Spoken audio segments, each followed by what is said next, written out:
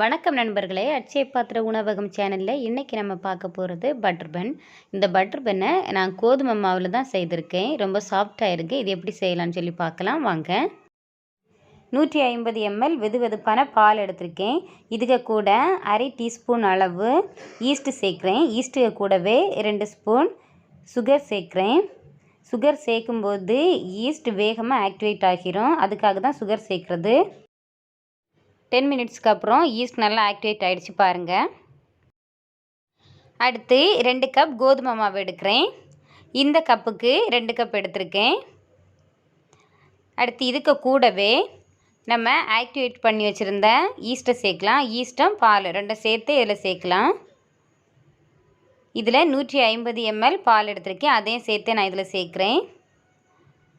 இனி இதில் லைட்டாக ஒரு இனிப்பு சுவைக்காக 2 ஸ்பூன் சுகர் சேர்க்குறேன். சுகர் சேர்த்த அப்புறம் 1/4 டீஸ்பூன் உப்பு சேர்க்குறேன். இதையெல்லாம் சேர்த்து இதை நம்ம சப்பாத்தி மாவு பதத்துக்கு நல்லா பிசைஞ்சு எடுக்கணும். இந்த மாதிரி இதை நல்லா பிசைஞ்சு கொடுங்க. இதை நல்லா பிசைஞ்சு எடுத்தப்புறம் இதில் 2 ஸ்பூன் நெய் சேர்க்குறேன். நெய் சேர்க்கும்போது இது நமக்கு ரொம்ப சாஃப்டாக கிடைக்கும். நெய்யை சேர்த்து இதை நல்லா மிக்ஸ் செய்யுங்க. இதை இந்த மாதிரி நல்லா இழுத்து பிசைஞ்சு கொடுங்க. நம்ம சேர்த்துருக்கிறது கோதுமை மாவு. எல்லாருமே மைதா மாவில் தான் பட்டர் பன் செய்வாங்க. அது ரொம்ப சாஃப்டாக இருக்கும். நம்ம கோதுமை மாவில் செய்கிறதுனால இதை ரொம்ப அழுத்தம் கொடுத்து இழுத்து பிசையும் போது அது நமக்கு ரொம்ப சாஃப்டாக கிடைக்கும். அதுக்காக தான் இந்த மாதிரி இழுத்து பிசைகிறது. இந்த மாதிரி நல்லா இழுத்து பிசைங்க. பிசைஞ்சிட்டு இதில் இனி கொஞ்சமாக தண்ணி சேருங்க. இதில் மொத்தம் 50 ml தண்ணி சேர்த்துருக்கேன். இந்த மாதிரி இழுத்து பிசைஞ்சு அப்புறம் இன்னும் கொஞ்சமாக தண்ணி சேர்த்து பிசைஞ்சு வச்சுருக்கேன். இப்படி நம்ம பிசையும் போது நம்மளோட மாவு ரொம்ப சாஃப்டாக நமக்கு கிடைக்கும். அதுக்காக தான் இப்படி பண்ணுறது. நம்ம பன் ரெடி பண்ணும்போது தான் அந்த பன்னை ரொம்ப சாஃப்டாக இருக்கும் இப்படி நம்ம செய்தால்.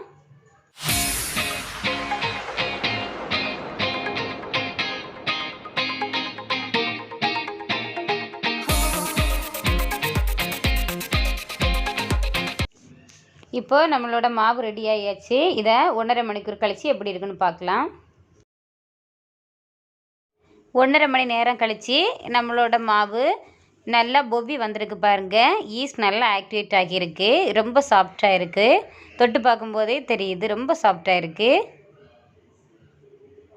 இனி சின்ன உருண்டைகளாக இதை நம்ம பிடிக்கலாம்.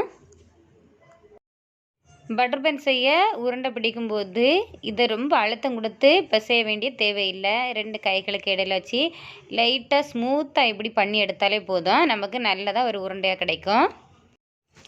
இதை போலவே மீதி இருக்கிற எல்லா மாவுலேயும் நம்ம உருண்டைகளாக பிடிச்சி எடுக்கலாம். இப்போது எல்லாம் ரெடி ஆகிடுச்சு. இதை நம்ம எண்ணெயில் போட்டு எடுக்கலாம். எண்ணெயை ஃபஸ்ட்டு ஹை ஃப்ளேமில் வச்சு நல்லா சூடு பண்ணுங்கள். நல்லா சூடு ஆன அப்புறம் சிம்மில் வச்சுடுங்க. சிம்மில் வச்சுட்டு நம்ம இந்த பால்ஸ் இதில் சேர்க்கலாம். இதோட 2 சைடும் நல்லா ப்ரௌன் கலர் வாரது வர இதை நல்லா ஃப்ரை பண்ணுங்க. சிம்மில் வச்சே தான் இதை ஃப்ரை பண்ணணும். அப்போ தான் இந்த பால்ஸோட உள்ளே வர நல்லா ஃப்ரை ஆகி நமக்கு கிடைக்கும். இப்போது நம்மளோட பட்டர் பன் ரெடி ஆகிடுச்சு. இதை இனி வேறொரு பவுலுக்கு ட்ரான்ஸ்ஃபர் பண்ணலாம்.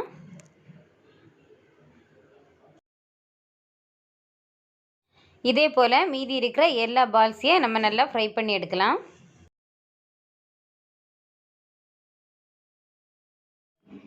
நூற்றி 150 கிராம் பட்டர் ரூம் டெம்பரேச்சரில் எடுத்து வச்சுருக்கேன். இனி இதுக்கு கூட சுகர் சேர்க்கலாம். சுகரை ஆல்ரெடி மிக்சியில் பவுட்ரு பண்ணி வச்சுருக்கேன். 150 கிராம் பட்டருக்கு 100 கிராம் சுகர் சேர்க்குறேன். சேர்த்து இதை நல்லா பீட் பண்ணி கொடுங்க. இதை நம்ம ரொம்ப நல்லா பீட் பண்ணும்போது இது க்ரீம் கன்சிஸ்டன்சிக்கு நமக்கு கிடைக்கும். இந்த பட்டரை உயர் விஸ்கில் எடுத்து நம்ம கீழே தட்டி பார்க்கும்போது அது கீழே கொட்டிடக்கூடாது. அவ்வளோ அது திக்காக இருக்கணும். இப்போது நம்மளோட பட்டர் க்ரீம் ரெடி ஆகிடுச்சு. இதை நம்ம பன்னில் வைக்கலாம்.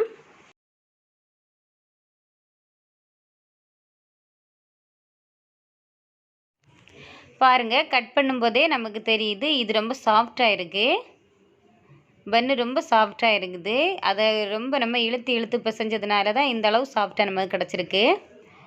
இனி இதில் பட்டர் நம்ம உள்ளே வைக்கலாம். பன் சூடாக இருக்கும்போது இந்த பட்டரை உள்ளே வைக்காதீங்க. பட்டர் அப்படியே உருகிரும். இந்த பன் ரொம்ப நல்லா சூடு மாறின அப்புறம் தான் நம்ம இந்த பட்டரை உள்ளே வைக்கணும். இதை மாதிரி நம்ம எல்லா பன்னுக்கு உள்ளாடியும் நம்ம பட்டரை அப்ளை பண்ணலாம். இப்போது நம்மளோட சுவையான பட்டர் பன் ரெடி ஆகிடுச்சு. இதை நீங்களும் வீட்டில் ட்ரை பண்ணி பார்த்து உங்களோட ஃபீட்பேக்கை கமெண்டில் போஸ்ட் பண்ணுங்கள். இந்த வீடியோ உங்களுக்கு பிடிச்சிருந்தால் லைக் பண்ணுங்கள், உங்கள் ஃப்ரெண்ட்ஸுக்கு ஷேர் பண்ணுங்கள். மறக்காமல் சப்ஸ்கிரைப் செய்துட்டு பக்கத்தில் இருக்கிற பெல் பட்டனை கிளிக் பண்ணுங்கள். தேங்க்யூ.